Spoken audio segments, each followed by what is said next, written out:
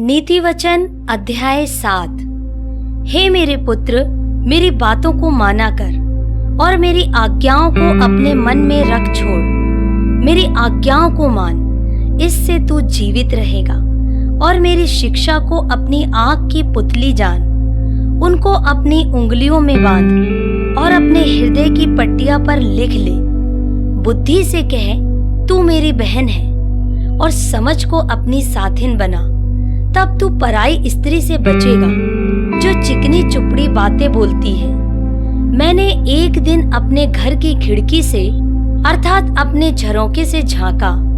तब मैंने भोले लोगों में से एक निर्बुद्धि जवान को देखा।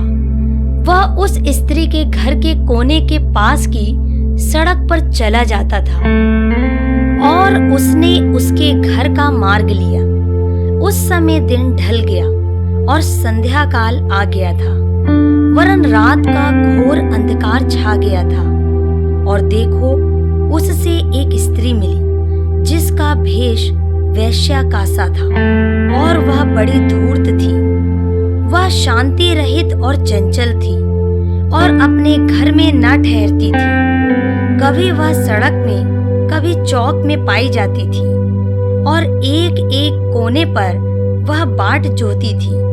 तब उसने उस जवान को पकड़कर चूमा और निर्लज्जता की चेष्टा करके उससे कहा, मुझे मेल बलि चढ़ाने थे और मैंने अपनी मन्नतें आज ही पूरी की हैं। इसी कारण मैं तुझसे भेंट करने को निकली। मैं तेरे दर्शन की खोजी थी और अभी पाया है। मैंने अपने पलंग के बिछौने पर मिस्र के बेल बूटे वाले कपड़े बिछाए हैं। मैंने अपने बिछौने पर गंधरस, अगर और दालचीनी छिड़की है। इसलिए अब चल, हम प्रेम से भोर तक जी बहलाते रहें। हम परस्पर की प्रीति से आनंदित रहें, क्योंकि मेरा पति घर में नहीं है, वह दूर देश को चला गया है। वह चांदी की थैली ले गया है और पूर्णमासी को लौट आएगा। ऐसी बातें कह कहकर उसने उसको अपनी प्रबल माया में फंसा लिया और अपनी चिकनी चुपड़ी बातों से उसको अपने वश में कर लिया। वह तुरंत उसके पीछे हो लिया, जैसे बैल कसाई खाने को, या जैसे बेड़ी पहने हुए कोई मूढ़ ताड़ना पाने को जाता है।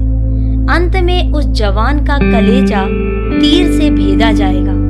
वह उस चिड़िया के समान है जो फंदे की ओर वेग से उड़े और ना जानती हो कि उसमें मेरे प्राण जाएंगे। अब हे मेरे पुत्रों, मेरी सुनो और मेरी बातों पर मन लगाओ।